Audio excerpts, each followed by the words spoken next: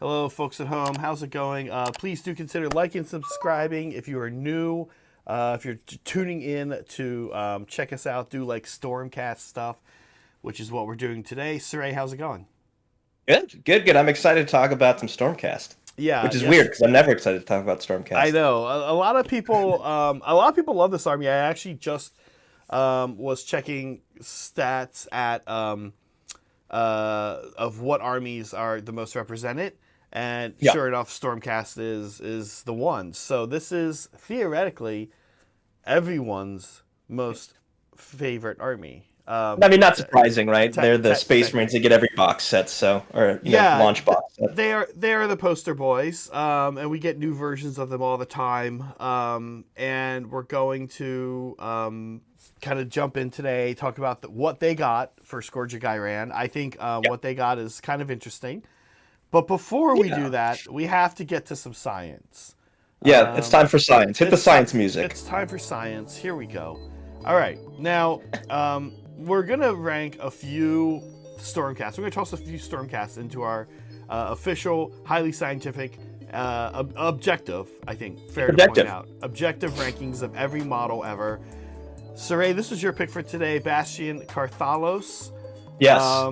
Okay, now off to the right there, folks at home, you see what we ranked yesterday. We mostly did Skaven, but we tossed in a Ragnarok, and we tossed in Archeon, the Ever-Chosen. We think that's one of the worst models ever. We hate it. Yes. So, but it's also the top 5 models of all time. But it is still a top 5. But that's only because we've only gone to the top 5 so far. So, okay. Saray, what are you thinking here? All right. I think what we should do is we should just go through all of them and then rank them. Okay, good call. Okay, but I'll give you my quick rundown. I'll give you a quick rundown real quick on why I think Bastion's great before we rank him. I think this is the coolest foot hero. I'm having a hard time picturing any cooler foot hero than Bastion. In Stormcast specifically? I think in general. In all of Age of Sigmar. I think it's cool. Like, can you think of one? Okay, all right, hold on. Everyone at home, think of one real quick. Everyone put your thinking caps on. Go through Foot Hero. Foot Hero. Warsong Revenant. Not cooler. What? Sorry. Oh no, my god, not Warsong? cooler. Oh, Vargoth. James points out Vargoth, Courtier. Flesh Quartz? Close, but no. Oh wow. Lady O? Oh man, there's a lot. Is she a foot hero? She's a foot hero. She's infantry. Okay, maybe Lady O. Lady O, she's think, up there. I think Warsong Revenant. Sir Stromingfish is Chadagast.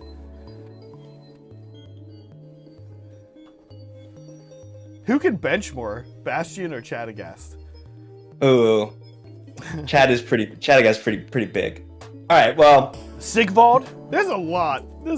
This guy's cool in Sigvald. All right, whatever. We'll come back to it. All right. What's next? But he is. I will say this. He is cool.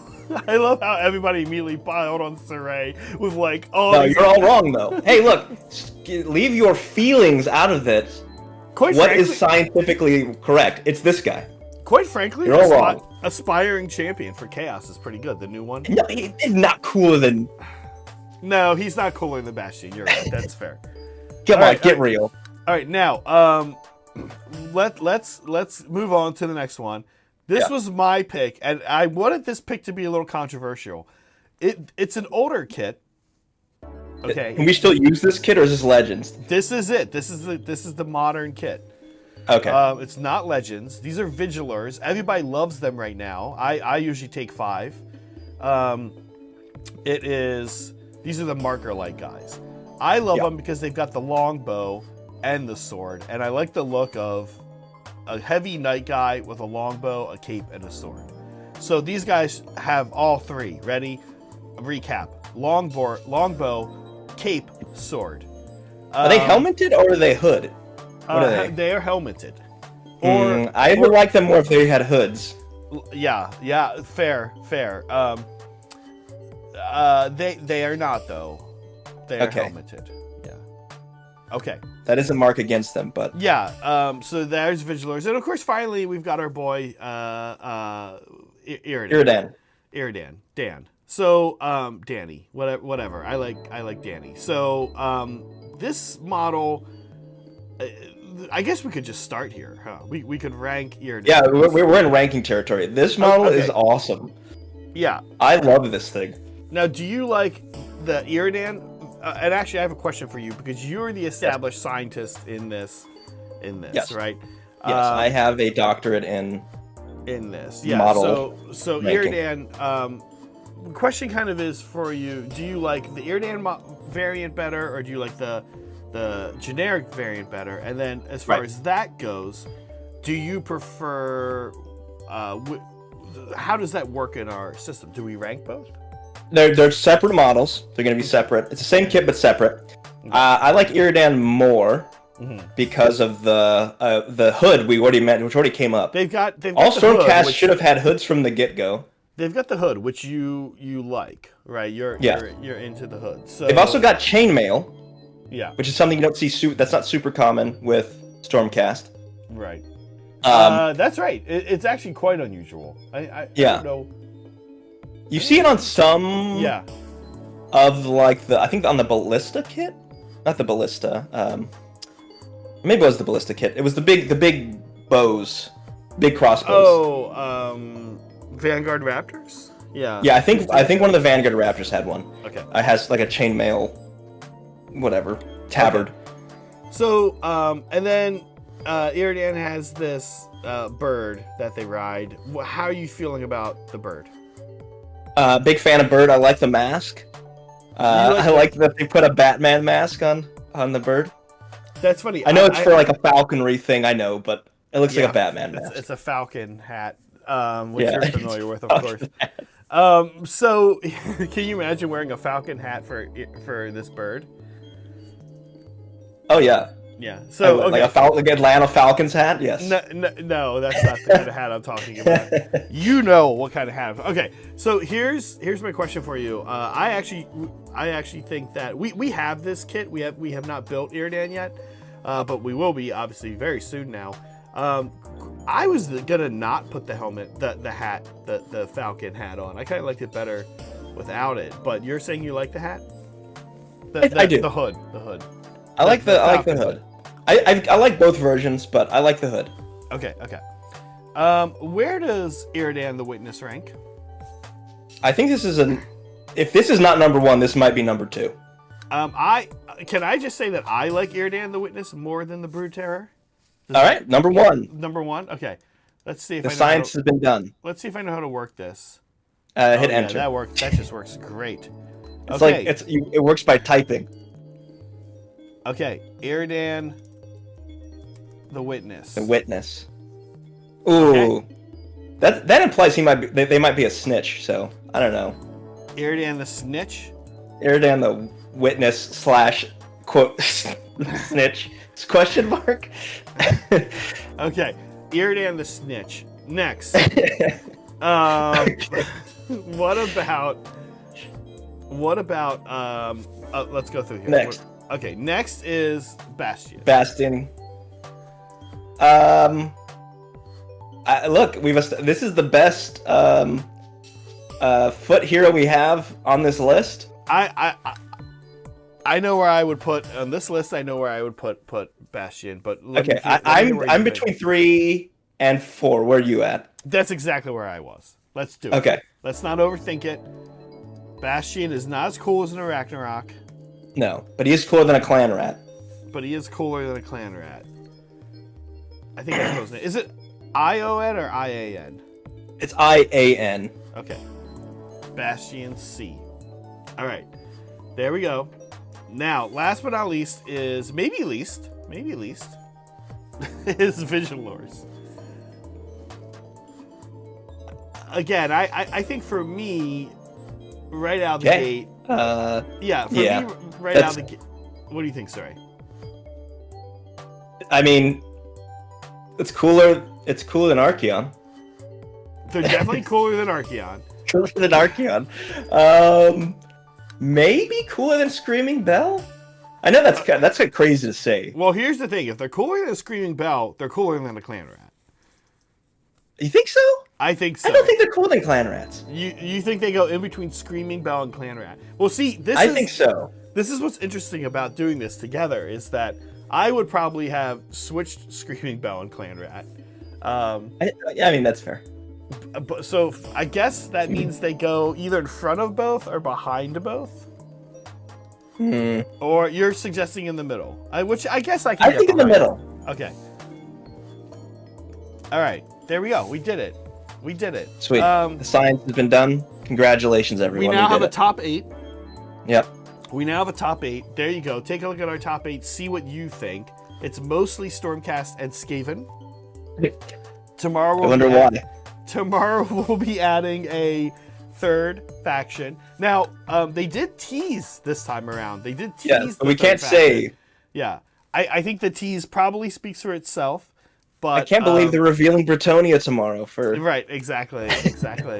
Okay, thank you. By the way, before we move on to the next, we just completed rankings here, and before we move on to Stormcast, thank you, Soups, as always, for the support. Soup says, "Justice for Dante. Get Surrey's science license revoked." Yeah, your science card. No. Your science card. I might have been. No, my license is still. You're like one of those controversial scientists that measured skulls for intelligence. Oh my god. Okay, so moving on. Oh, and then Lucky Loki, thank you also for being a member, for using your lab rat chat. He says you've lost your minds. Now, Lucky Loki, he's newer to our channel. He hasn't seen this show previously when you and John used to do this on Grimdark Lunch. Look, you can't. Sometimes science is painful. Yeah, science is not kind necessarily. No, science is not kind. Yeah. Much like the Force of Ghyran, it is not kind. Okay, speaking of which, let's get into it. Stormcast Eternals came out today. I think that I play this army. Yes. I try to play this army. I play this army on stream as a profession poorly. Yeah. Yes, that's fair. My rating with this army is not great. That said, people in the community have pointed out that we don't have the best collection of models. I sort of disagree. I actually am taking the blame myself. I just don't have enough reps with it. I think we actually have a good collection of models. And by the way, it's probably the faction we have on the channel that we add to the most regularly. Every now and then we'll be like, oh, we need this new thing for this army or whatever. But as far as ongoing, there's a lot of stuff in the works over there. Just folks at home who love Stormcast, watch our channel. We do battle reports. And I want to toss out another teaser, which is that Brad is painting up all the dragons. He's doing an all-dragon army. So you'll even start seeing Brad play Stormcast on stream, which thank God, because hopefully he does a better job than I do. But I am learning. We have Reclusians on the paint right over here about to be painted. Like I said, we have Iridan. We're gonna bump him to the front of the queue for sure. Yeah, for real. I have the new Stormstrike Paladors, the Warrior Chamber ones, which I think are good. They're actually pretty far along. So there's a lot over there that we will be adding. If you're still going to get the dragons. Yeah. But, and then Karazai. Yeah, exactly. So we're on our way. And if you like Stormcast and you tune in and you're like, oh, here's this. Why do they have this jackass play? It's because no one else wants to, and except for Brad. But Brad's list will be a little niche. So hang in there with me. I promise I'll get better. Okay. Let's talk about. Yeah. What right out of the gate? What were your thoughts on this? Scourge of Ghyran. It was the Stormcast. We talked. Okay, I think the star of the show, just so we're not burying the lead, is Iridan got a pretty big glow up. I think we're pretty happy with where Iridan's at now.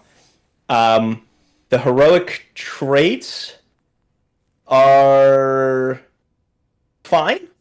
Yeah. I don't think there's anything that stuck out as amazing. I think we're not seeing anything jump out as like, oh, this is definitely the thing you're going to take now.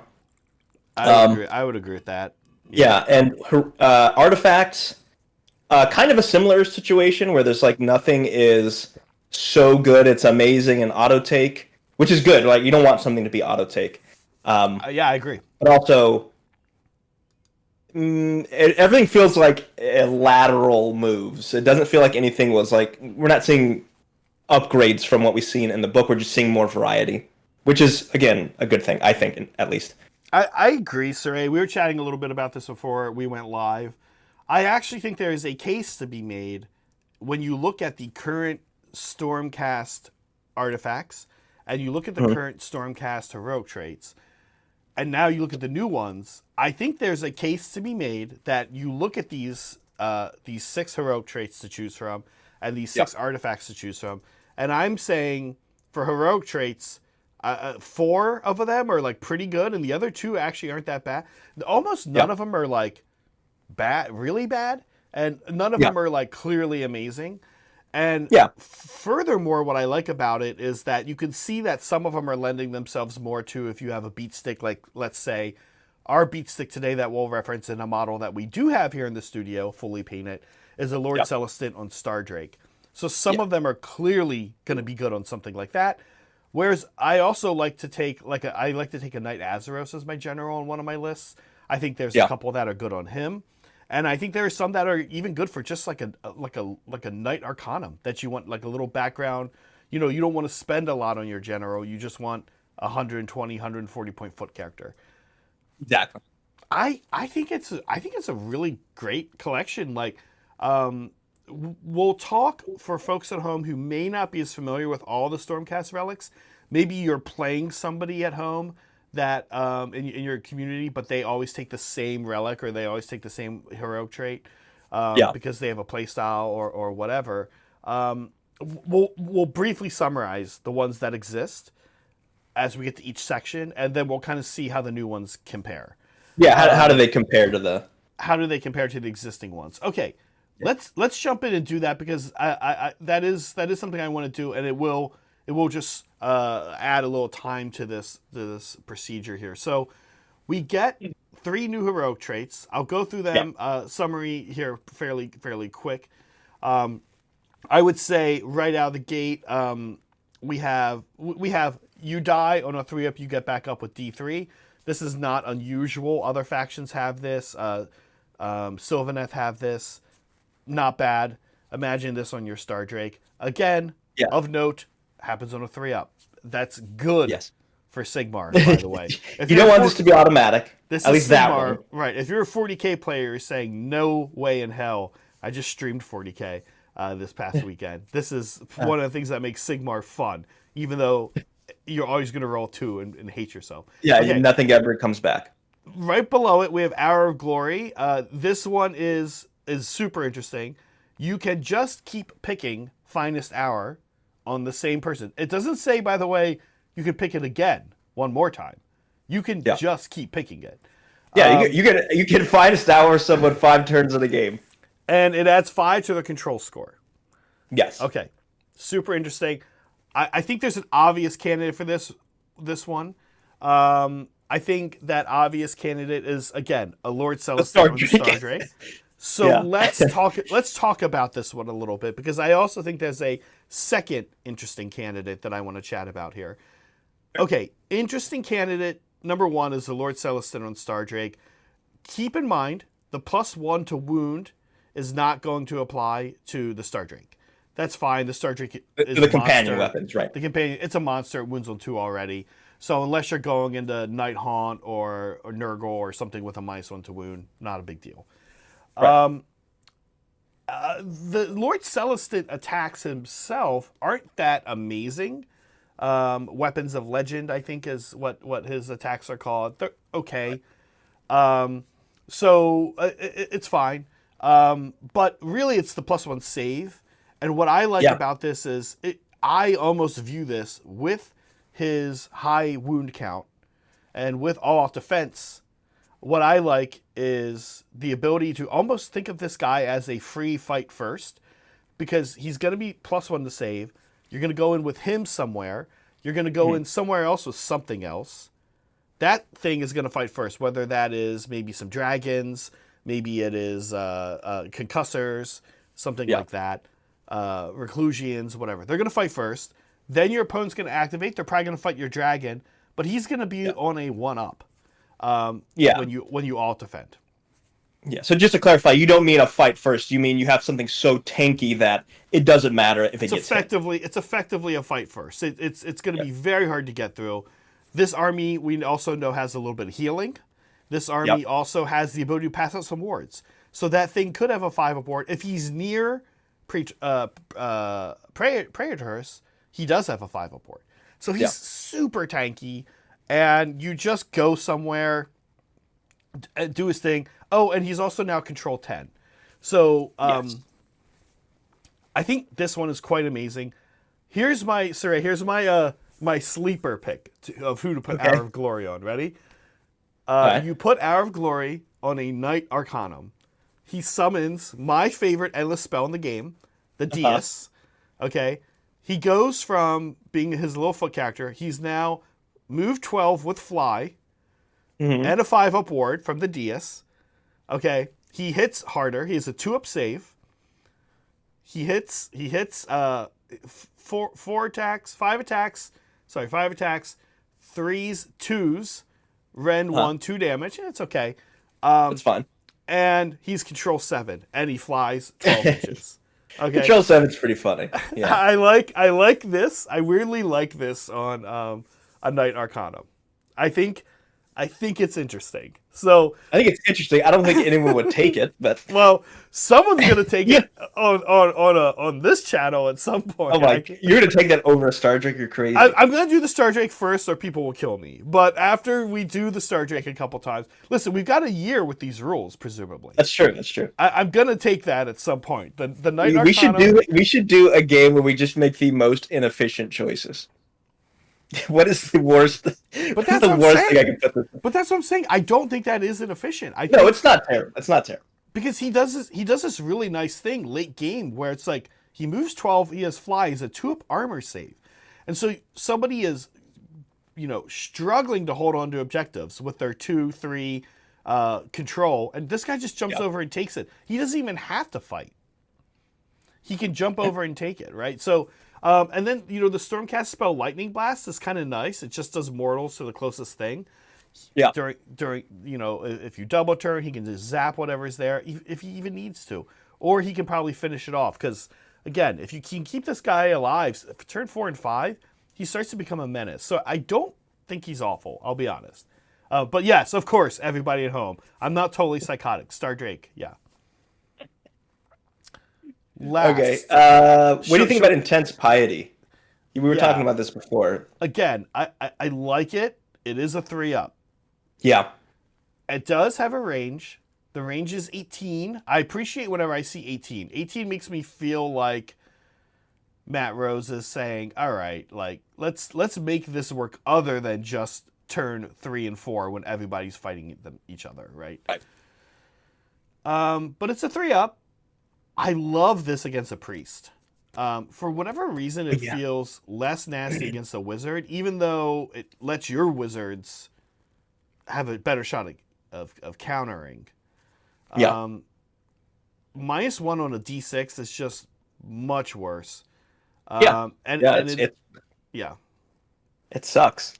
Yeah, it does. You're trying to bank points.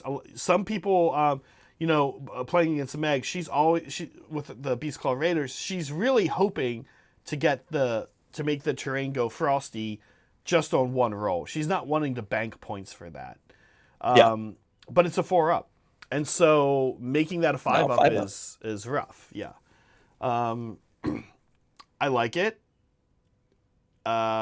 It does target one priest or wizard. Yeah. It is until the start of your next turn. So if they double turn there's kind of that, which is cool. Right. You got to remember it. Get a chip, get a token. Your opponent is not going to remember your negative modifiers that you applied to them. Yeah. Nor should make sure you mark it. Make sure you mark it. So overall, I think my first personal favorite of the heroic traits is Hour of Glory. I think that's the most obvious one to me. But the other ones have use cases. Please, yes, please. Legendary Tenacity is interesting on a 2-up. On a 3-up, it's just quite a risk. Yeah. However, I will say that again, imagine Legendary Tenacity on a Lord Celestin on Stardrake. I mean, that's what happens with with Spirits of Durthu, right? They die, Yeah. then they get back up. Yeah. I like all these, but I immediately Hour of Glory is kind of the one I'm looking at, and sort of what I was saying earlier was you're looking at these three and you're thinking some are for beat sticks, some are for little guys. The thing about Hour of Glory is I think it's kind of good on both. Yeah. I agree. But here's what I will say about Hour of Glory. Don't forget, you are giving something up. Which is that you're giving up probably making other things Finest Hour. Not that they, you're giving up other things Finest Houring. So not that they can't do it, not that you can't pick them. It's just you're gonna have that sense that every time you don't pick this unit for Finest Hour, which by the way you won't turn 1 under most circumstances, it won't matter. So effectively, this only works 4 turns of the game. To some degree, that's not always true, but remember when you Finest Hour, it's only your turn. It's not your opponent's turn. So if I go first and I Finest Hour, I'm not doing anything. Right. And then when you charge in and hit me with Chaos Knights or whatever, or start shooting me with KO, it's gone. It's not helping me. So this heroic trait, as good as it looks, it is purely an offensive one. In a way, it's defensive because of the plus to the save, but you've got to be the one to initiate that usage. It's not going to be there on your opponent's turn. Yeah. Sorry, I'm distracted. There's a gigantic squirrel right outside my window.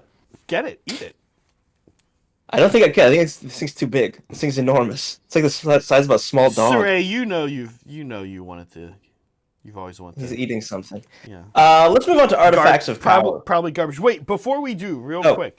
Can I remind folks at home? I'll go through them quick. These are competing with, ready? Because I want to make a case. My case I'm making in today's stream is that this is maybe the best cluster of heroic traits, most balanced, right? So Envoy of the Heavens, when a unit dies in the previous turn, this guy, your general, gets to pass out a 5-up ward. That's what they have. That one's pretty good, honestly. That's good. To me, that one's still pretty much up here. I also like Shock and Awe, especially on my Knight Azeros. Shock and Awe is when your general deep strikes, they're -1 to hit, and anything for the rest of the game that deep strikes within 12 of them is -1 to hit. And then the last one is very good. Also pretty good. The last one, Staunch Defender, is not. I think it's probably the weakest. But Stormcast always end up with a control score modifier thing. It's just +3 to control. On the general when he's controlling anything in his own territory, and other Stormcast units also have +3 to their control. That probably means your opponent's not getting, if your general's on the objective, and he has even a little bit of help, it probably means your opponent's not taking your objectives in your territory. Kind of good, but also situational. Is he going to be where you need him to be? Yeah, Stormcast can teleport, but I don't know. It's too situational, maybe. Yeah. It's too situational to pass. You wouldn't pass these up for that. Is the point? Yeah. Yeah. It's a nice group of options, though, for sure. Yeah, I do. I think. Yeah, I think there's some interesting play. Especially we say that last one was like not great, but I think once we get to Artifacts of Power, there's maybe a way you can start building stuff. Yeah. Shall we move on to the Artifacts of Power? Let's move on to Artifacts of Power. Again, okay. I think these are a good trio competing with the trio that exists. Yes. This first one. So we'll start with Banner of Sigmar. Yeah. This is pick an objective within 18 of this unit to be the target. To the start of your next turn, your opponent cannot control the target objective while they have no units contesting it. Good. Yeah. That's quite good. It's once per battle. Yes. But it could swing the game 2 points. We don't know how new battle tactics are going to work. We know something's up with that. But even just 1-2 more, your opponent thought they were going to get more. Now they don't. kind Well, of a big deal. it's until the start of your next turn. So if you get double turned, could Yeah. be 2. Yeah. Well, yeah, Which they is have to. Right. They It have to could be go 4. commit resources to retake it. Right. On their turn, they could probably go do something about it. But Yeah, if they can't, now it's really paid off. It's probably swung the game 4 points. exactly, which is huge. That's huge. Yeah. With how tight scoring is in Sigmar, that's super interesting. Yeah, it's very good. The Sigil of Morda. Yeah. Roll a dice on a 3-up. There's that 3-up again. Mm-hmm. That command or rampage ability has no effect. It still counts as having been used, and any command points spent to use that ability are still lost. So just denying rampages. It's always decent. Yeah. It's nice that it's once per turn and not once per game. Yeah. Yeah. So the command thing is interesting because while It's not command, it's rampage. well, Oh no, it says command or rampage. Sorry. yeah, that's why I think this one is kind of strong. So again, this is on your imagine this on your beat stick because you have to be in combat. So imagine this on your beat stick. Imagine Lord Celestin and Stardrake jumping in, and right out of the gate, no commands against this guy on a 3-up. Again, people don't want to spend resources. So it says no command on a 3-up. That means often no command because your opponent won't want to waste the resource and take the risk. Yeah. And the risk is not in their odds at all. I know as the person using the ability, you're thinking, oh, 3-up. But imagine how your opponent feels when they try to spend a CP and on a 3-up, they waste a CP. Yeah. And you know, if they're always going to use assuming they have a rampage, it's just a free. It's free. You know, attempt to deny. Some rampages are really good. Some rampages just happen and are really good. Yep. And are 3, the player might be relying on them. Tokyo Drift comes to mind. So I do like this one a lot. Yeah, it's quite good. Yeah. And it's every turn, not once a battle round, so you can do it in your opponent's turn as well. This plus Finest Hour on a Stardrake is what we'll be doing Thursday. Yes. I think these are the 2 I'll be doing on Thursday because the next one is also kind of nice. Yeah. So next one is Beacon of Azir. That is pick a visible friendly Stormcast Eternals wizard or priest wholly within 12 of this unit to be the target.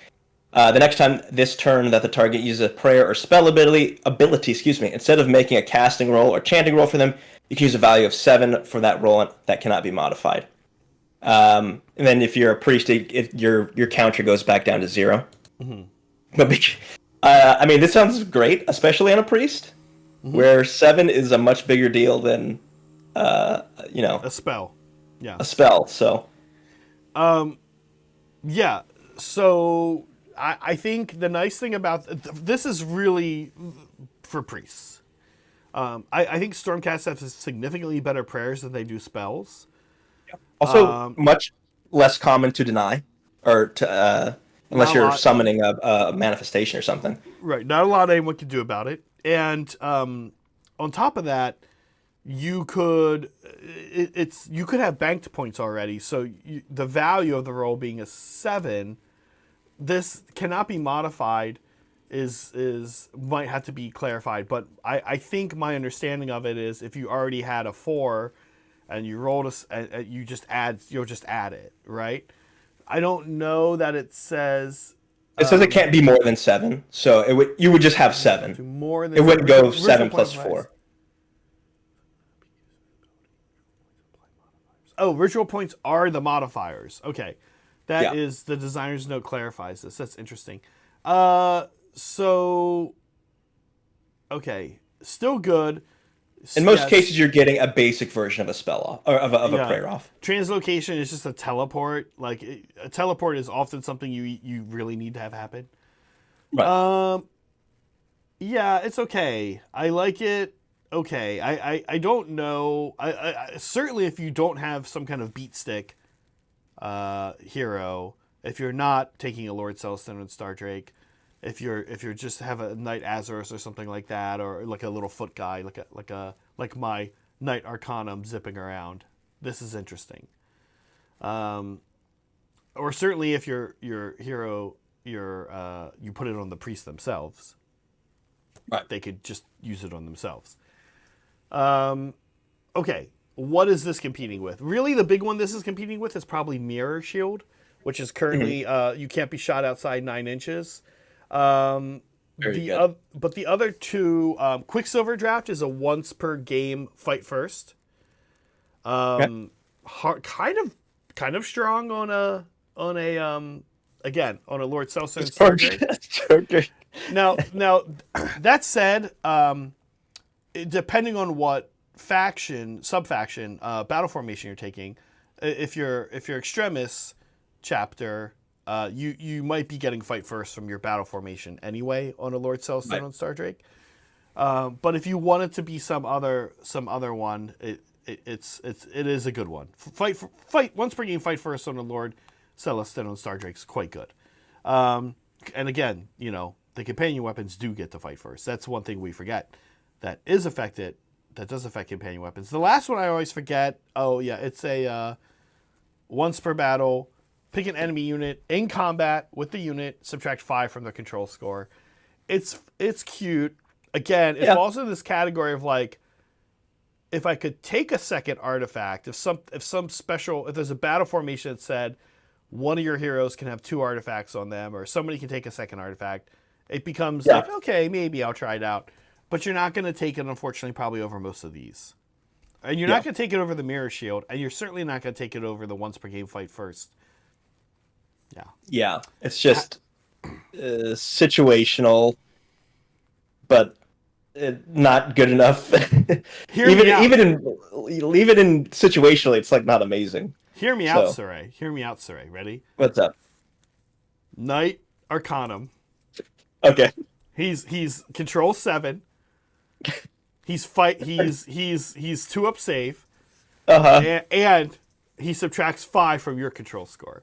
I mean, that's good. It's definitely so good. Now he runs into Big Marathi, fights her, and gets killed. Okay. Drops her control score to 5. He's control score 7. He takes it as long as he lives, which he wouldn't against Big Marathi. That's a bad example. But think of something. 10 Chaos Warriors. 10 Chaos Warriors. This guy takes the objective from 10 Chaos Warriors. Yeah. It's fine. You're gonna see it. You'll see it here first, folks. Okay. I don't know. Again, I like this. These are a lot of good options. I like all three. Honestly, all 3 of these are good. They're all good, but not like mind blowing. They're all useful, which is good. I would say sitting here and watching and reading them today, for me, stock went up on Shutdown Rampage command ability. It went down a little bit on the Beacon of Azir. I know that was kind of right out of the gate, the one we're all looking at. An auto roll on a cast or a chant is good, but it's once per game. And again, as a spell, it's not particularly interesting. Yeah, I feel like for me, Banner of Sigmar is like the least flashy, but I immediately see a use case for it. Maybe just because of the armies I play. It's like I always have objectives that are unguarded. Well, and I don't usually have teleports, so that's it. That's the problem with Stormcast. The problem for Stormcast is why this objective is not amazing, or why this relic is not amazing. Yeah. Is one for free currently for free. As far as we know, there's nothing indicating that any rules are changing for fact. We haven't heard any rumors of it. If you have the Stormreach portal, you have 1 free teleport a turn. If you can get within 6 inches of it. What that means is that if your opponent is leaving an objective unguarded, while there are not really any ways other than translocation, which you could do during your opponent's turn, the prayer, to teleport in your opponent's turn, Stormcast have a lot of teleports. They've got Quester Soulsworn. They've got just the fact that half the army can deep strike.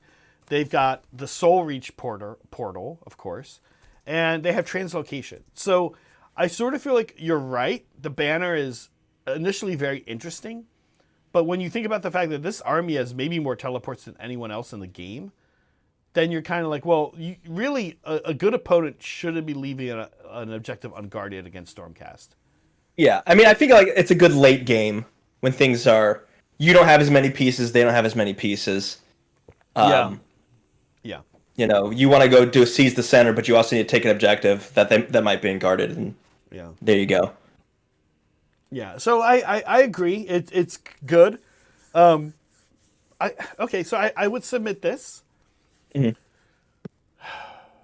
It's once per battle, and you're Yes. going to look at something and you're going to go, okay, here's your new reality for 2 turns. Deal with it. But the last one I just said, the one that subtracts 5 from your opponent's control score. Again, Every turn. well, no, it is just once per. That one's once per game too. The Sigil of Morta? No, sorry. That's once per turn. No, that one is that's the shutdown rampager CP. Oh yeah, sorry. Did you? Okay. Yeah, I'm saying the one in the current battle tome that subtracts five from control score. Again, like late game, your Lord Celestin and Star Drake is fighting some bullshit that he's not gonna kill them, but they're not gonna kill it, but they're controlling. Kind of also addresses that reality. So I like the Banner of Sigmar.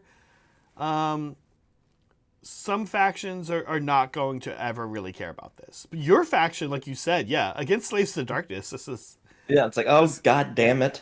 Against Slaves to Darkness, against factions that want to kind of create like a wall, like Khorne, Blades of Khorne, don't usually... like Orcs, or Iron Jaws, Iron Jaws, yeah. A lot of these factions are factions that are moving forward in a wall and saying the reason you're not going to get any backfield objective is because I'm in your way. And if you're a teleporter, well, then you're probably going to get them. Right, and that's kind of my point. Is I'm not sure Stormcast need this, but it is cool. Okay. Yeah. All right. Should we talk about the star of the show? The star of the show. Moving on. Iridan, the witness, the snitch. Yeah, Iridan the snitch. Iridan did go up 30 points. Yes, with this variant war scroll. And I think Iridan received all upgrades except for one, which I think in one situation Iridan took a downgrade, and we'll talk about that. Okay. So yeah, you tell me, because you have the old war scroll. Yeah, I have the old scroll. I'm a little familiar with it. I won't say I have it memorized, but I think I mostly have some of it memorized. Yeah, so I think it's the axes are the same, but the Talon changed. Yeah. Talon changed. It used to be crit 2 hits. Now it has charge +1 damage, which I think I like more personally. Yeah. It's 10 3 damage attacks on the charge. Yeah. So on the charge, I would say Iridan is lower top tier of output for some kind of monster at this level. Off the charge drops to pretty solidly medium tier. But still not bad. Still not bad. And keep in mind, 4 attacks on 3s, hitting on 3s. 4 attacks hitting on 3s that are damaging. And crit mortal, right? Yeah. And these can also wound on 2 with Finest Hour. Yeah, I mean, yeah. You go to... There's a lot of potential, right? Yeah. Oh, yeah, Jairus, thank you. Jairus does point out the axe damage actually it did used to be D3, not flat 3. Oh, no, yeah, that's a huge upgrade. That's a huge upgrade. So the output is a significant increase, especially, I mean, both of them, really. Okay. 2 main abilities that Iridan picks up are buffing Ruination Chamber units, letting them re-roll the resistance roll. The resistance roll for most units is 4 up. For Reclusians, it's 3. It makes prosecutors and Reclusians, Ruination Chamber units, largely uninteresting to use any abilities on, including spells. It's just uninteresting to use these things on them now because, I mean, a 3-up rerollable is 40k territory. It's like why are we even bothering, right? So like with this ability, I think him plus like a little 6-man of reclusians kind of marching up the center of the battlefield. You got prosecutors nearby if you need them for screening or for whatever. With this, I think Iridan, becomes pretty nasty. The reality is resistance rolls are awesome, but of course at the end of the day, Iridan doesn't do anything here to prevent things from just getting their faces smashed in by swords and hammers. So kind of interesting. The other thing, Iridan has their own kind of version of a resistance roll. James literally just pointed this out, that it doesn't actually have the title resistance roll. So theoretically, Iridan's thing doesn't work on them. Oh, weird. Which I think was probably by design. Interesting. To have Iridan and 6 reclusians sitting there, both on 3-up rerollables, probably a little frustrating. It does mean Iridan is maybe the more attractive target, but still, who wants to cast a spell? Who wants Bellacor's ability, right? Like, we were talking about Bellacor's. It's just not. It's not appealing. Right. It's not appealing to even target him on that small chance that it does get denied. Rampages. I mean, like, there's so many non-core abilities that you're just like very uninteresting on these guys. Yeah. Yeah, I like this. I definitely love the glow up here. I want to talk about the other 2 abilities here in a second. The last one we'll talk about is kind of the big one for me. That's the big one.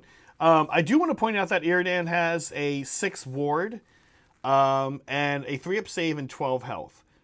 I consider that defensive stat line something that, in a world, now keep in mind, why I'm bringing this up is because of the quote-unquote resistance roll, or i.e. for Iridan, Guardian of the Final Threshold.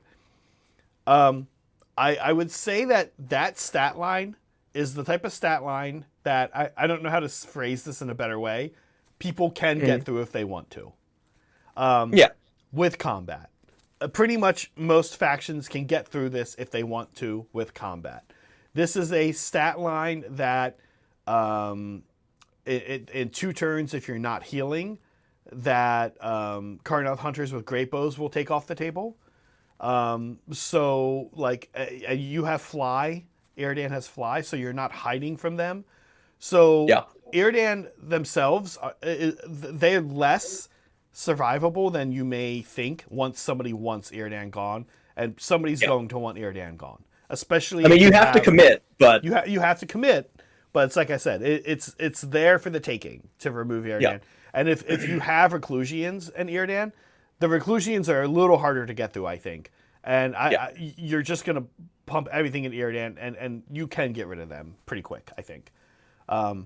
It's not that 16 health I'm looking for. It's not a 5-up ward. I'm shooting these with Karnath Hunters. KO, this is a great all-in on KO target, right? So, right, I mean, you're only going to hit with about 6 of your shots anyway, but still, it might be enough. Let's come back to the prayer and chat this one, Wings of Death. Speaking of teleports, this is not exactly a teleport, but it's pretty much a repositioning, right? So you can remove Iridan. If Iridan is in combat on a 3-up, you can remove them and then set him up within 1 inch of the same target. So it's sort of like the bird. What's the bird's name? Ariax? Ariax, yeah. Ariax kind of like flies up and flies back down. Yeah. Does a little hop. If the target charged, they also are -1 for hit rolls. And not just against Iridan. So that's cool. Yeah, that's a good point. It's a good not just Iridan. It's a good rampage. It's a 3-up rampage. There's a lot of 3-up rampages. You can't fault it for that. I love this. This is Yeah, amazing. and Filippo, that is true. You can give Iridan the 5 up ward. Filippo points out that the battle formation that is Ruination Chamber, Sentinels Yeah. of the Bleak Citadel, points out that what you do with that is you pick a Ruination Chamber unit like Iridan and you give them a 5 up ward. So you can give Iridan a 5 up ward. Yeah, you give him 5 up ward, you give him a 2 up save with all defense. Yeah, or Finest Hour if it's your own. Finest Hour, yeah.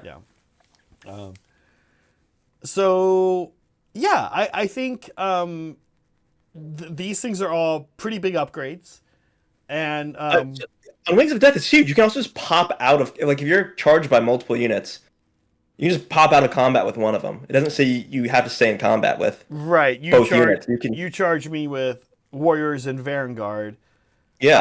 I can move to the other side of the Warriors anywhere. Yeah. And it makes Iridan somebody that, in some ways, this is the most defensive element of Iridan, right? Because the best defense is attacks that aren't happening. Yeah. Right. So you can basically move Iridan to a spot where they're just going mono against something. Yeah, or you make a pile-in super difficult so that only half the unit is fighting. I think this is insanely good. My big concern with Iridan Saray is literally what I was alluding to a little bit earlier, is that I don't play. I mean, other than my Deepkin, I don't have much shooting, but Iridan has just got shoot me written all over them. Shoot me with everything you have, and D3 mortal me all game long is like. Right. But if it's all game long, then they're doing their work. So Exactly. yeah. Okay. The downgrade, in my opinion, is the prayer. Right. And I'll say why. It can only affect a Ruination Chamber unit. Mm-hmm. I think Iridan's prayer currently affects any Stormcast unit. Let me confirm that, though. It's got me wondering. No, it is actually. Ruination. It is actually Ruination Chamber only. But what Iridan's prayer currently does, it goes off on a 4, not a 3. Mm-hmm. And then what happens is, after they fight, they heal D3, and then they get a 6 up ward. So I like the prayer currently. Oh, by the way, sorry.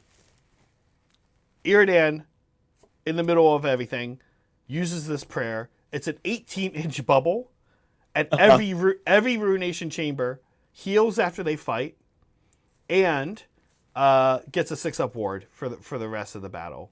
For the rest of the turn? For the rest of the turn, not rest of the battle, obviously. I like the current prayer. The current prayer, I think, is one of the best things about current Iridan. Old Iridan. Yeah. This one's good, but it's quite simple. It's quite simply bonus rend on prosecutors, which I do like. But only melee, by the way, not shooting. And then it's also, Reclusians as well. Reclusians are really... He do it to themselves. They can do it to themselves as well. Yeah. Which is maybe going to Rend 3 is no joke. Maybe the best target for it is themselves. Yeah. Most are good. Because Reclusians do crit mortals. Not that you only want to rely on that, and not that the extra red's not still useful. Yeah. I understand. I Lucky Loki. People are losing their mind. At least Lucky Loki, saying that this is better. The thing that makes it better for me, maybe more than anything, is that it's a 3, not a 4. But I love the big bubble of the healing and the ward. Although the only thing that's weird about the current spell, as James is pointing out, is that you have to fight first to get that ability. So. Yeah, I mean, it's swapping out a defensive prayer for an offensive one. Yeah. Or a large defensive for a pointed offensive. Yeah. So I like it. I'm not complaining, and I think you take new Iridan over old Iridan for sure. Yeah, I think just the flat going from D3 to 3 is like kind of enough, and On Wings of Death is so good. Yeah. I could take or leave the ruination stuff. I don't think it's not really moving the needle for me, but the other couple of abilities are Yeah. quite good. Now, actually, B points out something interesting I had not thought of. And by B, Okay. I mean this user B, not Bartok, who we occasionally refer to as B, and is literally right here at my feet. But the resistance roll ability is a once per turn ability. So if you have prosecutors and you have reclusians, you can't use it on both. But because Irdan's is not named the same thing, Right. theoretically you could use Irdan's resistance ability and a reclusion and use it also in either reclusians or prosecutors. Interesting. Theoretically. That might get, I would not be surprised. That's going to get clarified for sure. And we'll see which direction it goes. That'll probably be a FAQ. Overall take on this, Saray. What do you think? Thoughts? I think it's good. You're not Stormcast. I'm happy with it. I mean, I don't play Stormcast Eternals, so like, if you play Stormcast, let us know. It feels balanced. I feel like there's some good stuff in here. There's nothing that's crazy good. Mm-hmm. It feels very internally balanced. Yes. For Stormcast. Yes. Except for Irdan, who just seems like a better version of Irdan, in my opinion. Yeah, I think I don't hate current Irdan, the War Scroll, but I like this one better. One of the things we want to talk about on our way out here today is this concept of variant War Scrolls. And Irdan is a good example of this because, like I said, I think that I personally do stand by thinking that I like the prayer that current Irdan has a little bit better than this one. Yeah. This one is useful for sure. And the other one is almost has some niche casing around it, but how are we feeling about this variant War Scroll concept? Like, just it's super unique. Nothing like this has happened in 40K as far as I know, or AOS before. I think the closest thing we have is Lorgar and Lorgar. What is it? Transfigured Lorgar, or it's a whole nother War Scroll, right? Yeah. Horus and Horus Ascended. Horus and Horus Ascended. Now, so when we were chatting about this with the team, they were telling us that you cannot obviously use both Iridans at the same time. Mm-hmm. One of the other content creators asked an interesting question, which was, is there a situation in which one person can have old Iridan and other person can have new Iridan on the battlefield at the same time? Obviously, the answer to that question is yes. That can happen now with two old Iridans. Yeah, it's stupid, but that is just a reality of playing a War Scroll game, or of a war game and having unique War Scrolls. Right.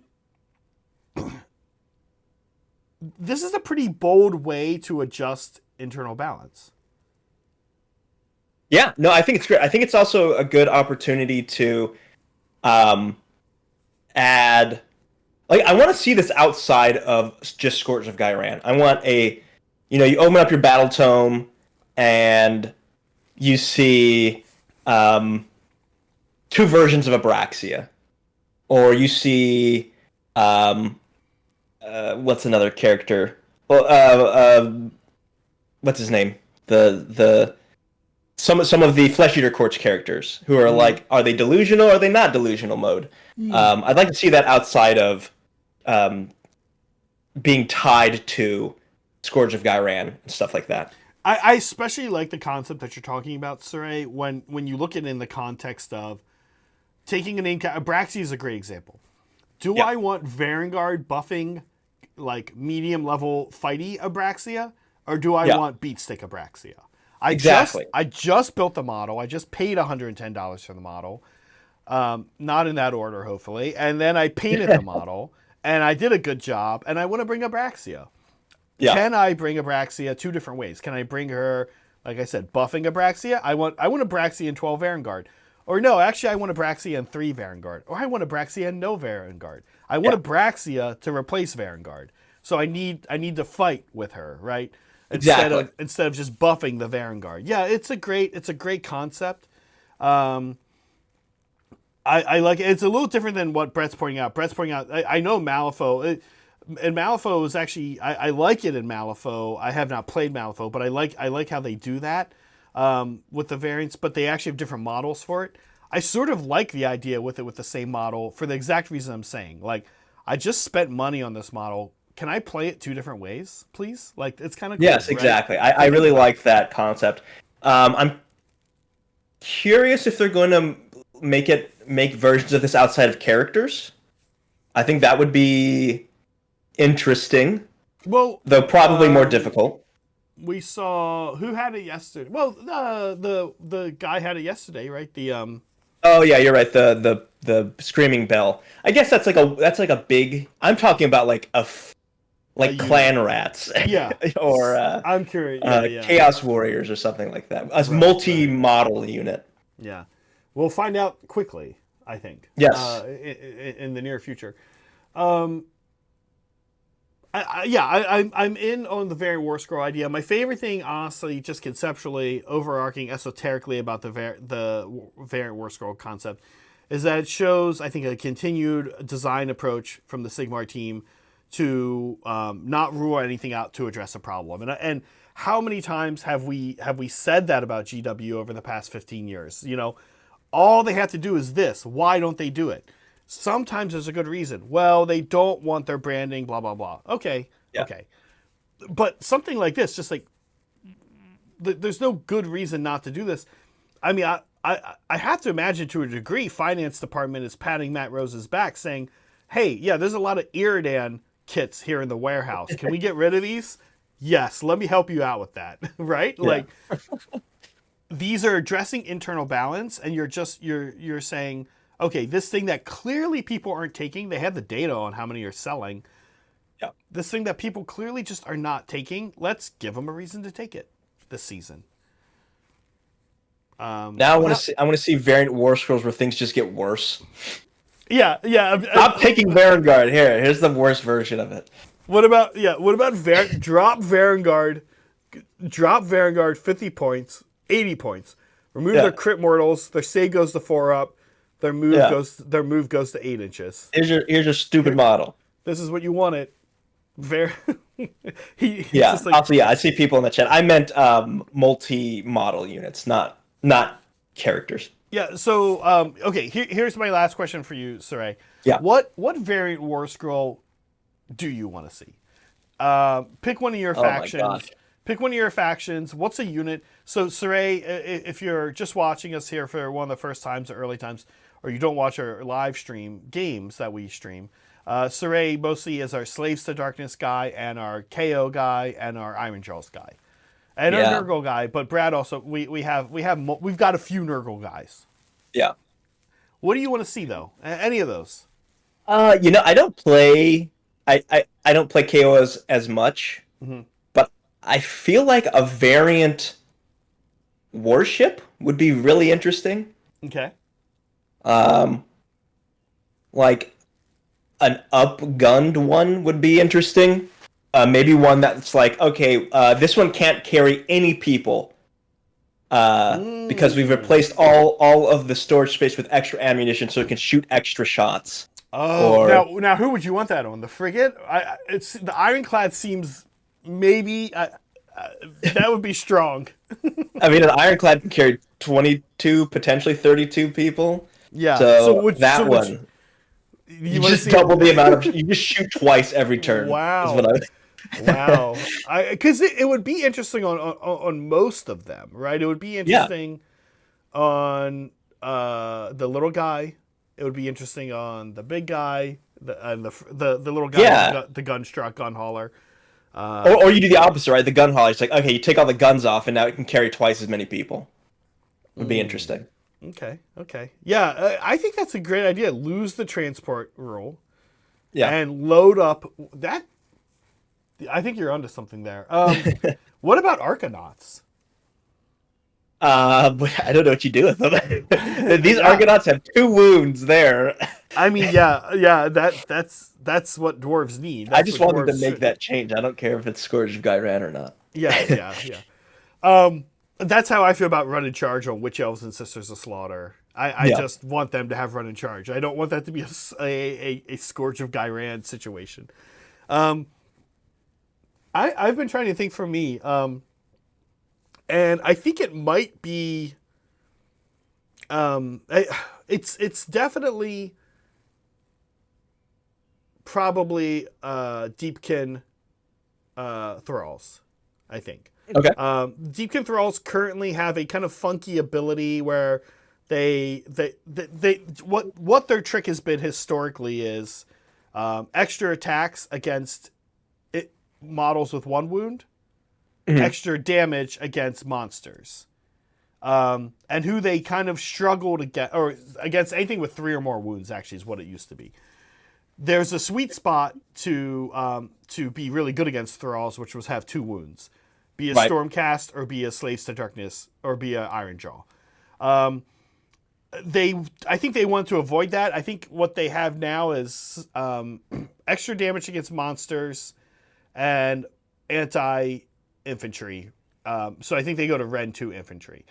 Okay. But this is a unit that is very fragile. They can move okay, and they can get help from the tides like Run and Charge and stuff like that. But I'd like to see them get some kind of different role, and I don't know what that is. Frankly, I don't want to take anything from Sylvaneth, but I would even be into them being able to teleport or something. I don't know. I would take the extra damage against monsters away from maybe a teleport, even though Deep can have a lot of teleport. Because you rely on teleport as a Deepkin player, getting some automatic teleport once per turn. If you gave me if you gave me Namarti Thralls and let me teleport a unit of 10 for free once per turn, I think I'd like that. I'd probably take 10 all the time. To be honest with you. Although that's even more interesting on Reaver since they can shoot, but regardless, it's maybe what I'm thinking. The other one I really would like to see, and I'm almost in the vein of we're doing things that need help that people aren't taking. Kelly or Namarti Thralls are a good one. If you're a Daughters player, what about the statue and the Blood Rack Medusa on Shrine? Those nobody takes those 2. The Blood Rack Medusa on Shrine definitely needs some help, and the statue also needs some serious help. It's like, what if we made a monster and just made it bad? Although it does hit on 3s, but still. Here's my completely out of left field. They won't do this for Scourge of Ghyran, but they should just do it. Okay. Make the 40k Avatar of Cain a model in Age of Sigmar. In Daughters. In Daughters of Cain. Oh my god, that would be amazing. I have one. Yeah. That's what I say. Okay. Scourge of Ghyran. Actually, just use this 40k model. Yeah, what is going on with the statue? It's alive? That must not make Marathi happy. I don't understand how that works, but that would be cool. Hey, did we do it? I think we did it. Did we do our thing? We can be. I think so. Saray and I can be put away into the closet. Until tomorrow. We are useless for the next 23 hours. Anything else, Saray? No, we're excited to talk tomorrow. We think we're going to be playing this Scourge of Ghyran list tomorrow. Correct. What's today? I say list. We're going to be playing Scourge of Ghyran Stormcast tomorrow, we think. Oh, tomorrow. Yeah, we do have a game tomorrow at 6 p.m. 5 p.m. Excuse me. 5 p.m. 5 p.m. Pacific time. We will be playing Stormcast. I'll be playing Stormcast. And we will be playing against. We'll be playing against whatever faction is announced tomorrow. So you'll see that, Bretonia. And we will be using some of this. Now, Iridan at the studio here is not complete, so sadly no Iridan tomorrow. But he will be there in the very near future. He's being, like I said, bumped to the front of the queue for Stormcast, along with his Reclusian friends. The poor Stormstrike Paladors will have to wait another month or so. But yes, be on the lookout for that. We would love to see you guys there. 5 p.m. Pacific time. Saturday, 10 a.m. Pacific time, we have some really exciting stuff coming Saturday. Can't say yet, but Can't say yet, you will but be excited. Saturday's game is going to be very exciting. Anything else, Saray? Did we do it? Yep, I think we're good. Okay. Thank you as always, everybody, for watching. Thank you, Mandrills. And as we like to say, be kind to each other, be kind to yourselves, always be creating. Bye, folks. Bye.